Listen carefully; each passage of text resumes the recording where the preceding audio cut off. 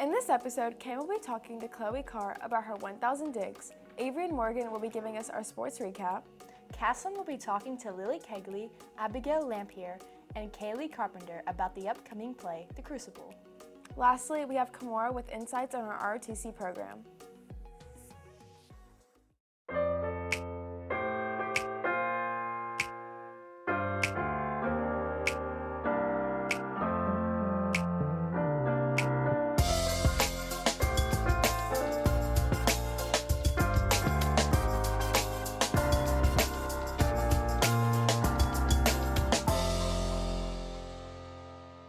Hey Commodores, I'm Sarah. And I'm Tina Kay. And welcome back to Episode 3, Season 6 of WLHS11. We have a lot of exciting things happening this week. First, let's head over to Cam on Chloe and her new record. Today we discuss sophomore volleyball player Chloe Carr, who recently just achieved the feat of reaching 1,000 digs. She is the first person in Lafayette history to achieve this. One of the hardest things to do when playing high school sports is to break or set a record. And with Chloe doing it this year while being a sophomore is just phenomenal. I wrote it in my notes, and so I was like, that's the first goal I'm going to get, and I finally achieved that. She has been playing varsity volleyball since 8th grade. My 8th grade year, I was really quiet. Like, skill-wise, I've gotten better, yes, but my talking and vocal on the court and leadership has gotten way better since 8th grade. This year, Lafayette finished their season with 13 wins and 13 losses. So I'm happier after wins, but I'm still like, what could I have done better? What could my team done better? This season, the team worked together and adapted to any challenges that they faced. All did pretty good. I think we worked together, transitioned from a new coach again, new offense. I think we got better as the season went on and just adapted. With such good talent coming up to the varsity level and with Chloe leading the way, who knows what this team could achieve and what other individual accomplishments Chloe Carr could hold.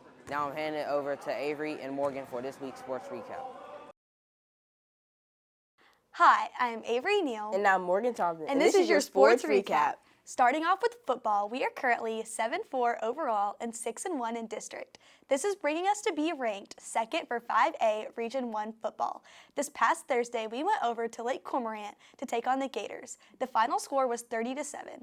We will be kicking off playoffs this Friday at home. Moving on across country, we have recently just got back from regionals. In the girls' district results, Mia Dawson placed 4th and Maine Lawn placed 2nd. In the boys' district results, Riker LaPrenti placed 14th, Porta Lizzie placed 13th, and Isaac Race placed 11th. Big congratulations to Maine and Mia for placing top 10 overall. Next, Abigail Bolger has made it to state finals for swimming. Not only did she make it to finals, but also broke a state record. This is a great accomplishment, and we are so proud. As we were moving into the winter season, last Friday we held a winter sports pep rally. This pep rally was to kick off bowling, soccer, and basketball. It was lots of fun being able to come together as a school to support these teams. Thanks for tuning in to our sports recap. And congratulations to all these athletes. Thank you, Avery and Morgan. As of this Monday, cross country headed over to the state at Mississippi College Trails. Our team results were girls in 4th overall and our boys in 5th overall. Our top all-state runners were Maine Lund in 2nd and Mia Dawson in 12th. Now we move backstage to see what it takes to put on a play for competition. The Lafayette High School Theater Program has been working hard to piece together their festival show, The Crucible. Here with more information, I talked to KAYLEE Carpenter, the stage manager, who is going to show us what it takes to go to competition. As a stage manager, I pretty much make sure everything is going smoothly, make sure tech is going smoothly, and I help out with tech a lot. And we just move the big set and pretty much just put it together. From the set crew, it's required that we do our best because it's all we can do and try not to be loud and make sure we have really good footing and pretty much just do what we can do. My favorite thing about competition is, well, not really competition because it's you get really nervous, but it's really fun just hanging out with people, you know, and it is fun watching the other plays because it's interesting to see what other people have been working on for so long. I'm excited to see if we win because we didn't win last year, but there were some issues with our play last year, but I think we've really improved this year. With all the work the backstage crew does with bringing the scene to life, the actors play a big role in building this performance. The actors have to make sure they are word perfect, their costumes are ready, and they are mentally ready to be their character. Here to shed some light on what it's like, I talked to Lily KAYLEE and Abigail Lamphere. The preparation for competition is pretty fun. We had rehearsals every Wednesday and Friday, but now that we are like 2 weeks away from our first showing, we have rehearsal every single day these next 2 weeks. And then throughout November into our competition date, we're going to have to practice really hard because it does have to be like as perfect as we can get it. Well, it's very stressful. It's super stressful because it's very fast paced. You don't really have time to take a deep breath and go. Like, it's all go, go, go, go. We leave the school very early in the morning and ride all the way to Starkville. And once we get to Starkville, we unload our entire set, which is all hand built by the amazing Mike Moses. And we load it into Starkville's workshop, where we wait patiently to go ahead and perform. Once we are ready to perform, we load in the loading dock and get set where what is known as the box is. And the box is where we keep our entire set. I believe, if I remember correctly, it's a 10 by 10 square, and we have to fit our entire set in there, or else we have a really good chance of being eliminated, so to speak. And then once we're ready to perform, they will let us know backstage, and we will go up to what is known as the go line. And once we have our set and our actors set on the go line, they will ask, LHS, are you ready? And we will respond with whatever we respond with. In this case, it's idowero, which means willingly or yes in Latin.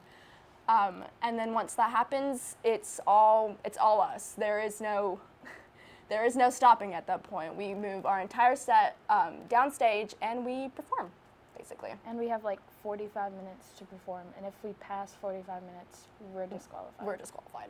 And then once our performance is entirely wrapped up, we go back to the go line, set everything back in the box, and then we go meet the audience and we meet the judges, who go through a certain amount of questions and commentary on the show. And once that's all over, we just go ahead and go see other shows. It's really fun, but it's extremely stressful. We hope to see you this weekend, November 11th or 12th, for this performance. We wish the cast good luck as they prepare for competition. Now, back to Sarah and Jenna. We hope to see you at our showings on Friday and Saturday. Let's take a look at our ROTC program with Kimora. Hey Commodores, this is Kimora Jones, and today we're focusing on the ROTC program and its importance here at LHS. First, we'll be talking to Bella Crawford. So far, it's been really good. I've made a lot of friends. The experience in ROTC has been really fun. I've actually learned more stuff than I expected to, and made a lot of friends, like I said. And we've learned about the science of flight, and we started learning about effective communication. Drill competitions, then we are getting a robotics team soon. They have parties and get-togethers for all of the members, and it helps with community service, extra volunteer work, helping with Ole Miss games. My thoughts about ROTC, it's a lot of fun. We get to do a lot of stuff. It's just a really great experience.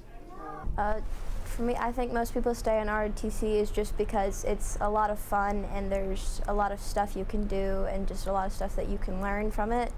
And it's impacted my life because it's given me a lot of learning opportunities, a lot of travel opportunities, just a lot of opportunities in general. Well, it trains us to be better citizens, prepares us for a better future, gives us discipline. It's fun. Everyone should join because it's fun, make a lot of friends. That it was really, it was different. It was fun, but it was different. Now we're going to turn it over into the hands of Major Kenneth Smart as he elaborates on the program and the impact it made on his life. Drill-wise, we compete in color guard, armed exhibition, unarmed exhibition, armed regulation, unarmed regulation, inspection, and then other things we do is we do color guards for the community at different events that they ask for. Like a few weeks ago, we did a color guard at Ole Miss, and We also have different parties we host for the ROTC cadets throughout the year. We also have an awards night banquet we host every April. Now we're going to turn it over to Sergeant Bill, who has been here at Lafayette as the instructor of the program for 6 years. Our goal as a whole is to make better citizens of our students. Most importantly, train them or teach them how to deal with the real world when they graduate high school. We participate in drill competitions. We have 5 different competitive drill teams. We are the current North Half drill champions. We're building a robotics team and a drone team. We do some fundraising, mainly working all the home games for Ole Miss football. My thoughts are it's a very important program for Lafayette High School. It gives students that maybe are not the best athletes or artists to have a place to come to do extracurricular activities, to learn about military, to give them hopefully directions on what they're going to do after high school. It's inspired me to stay working here because sometimes when you're a teacher, you don't really think the students are listening, ever.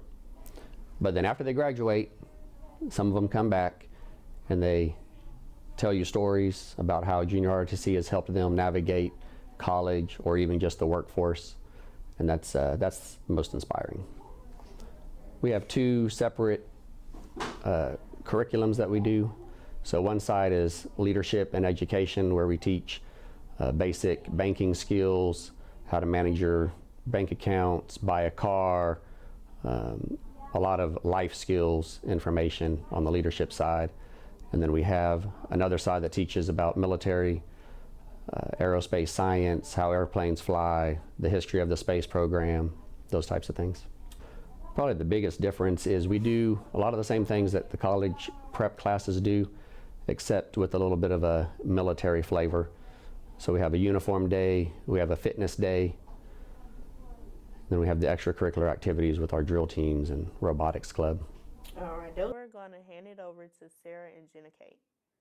Thank you for tuning into this week's episode. We hope to see you again soon.